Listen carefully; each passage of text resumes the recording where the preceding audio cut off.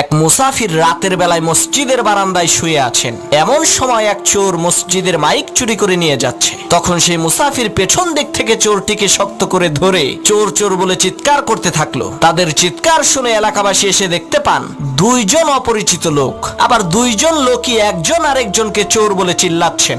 আসলে চোরকে সেটা তো আর এলাকাবাসী জানে না। তখন এলাকাবাসী এই দুইজনকে এলাকার মাতুব্বরের কাছে নিয়ে গেল।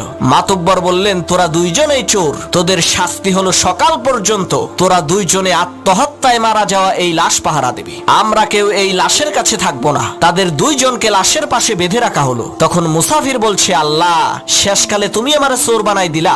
আর সেই চোর বলছে, তুই আমারে ধরলি কেন বল, এই কারণেই তো তুই চোর হইলি। তখন সেই লাশ বলে উঠলো, পাইছি রে পাইছি, আসল চোর রে পাইছি।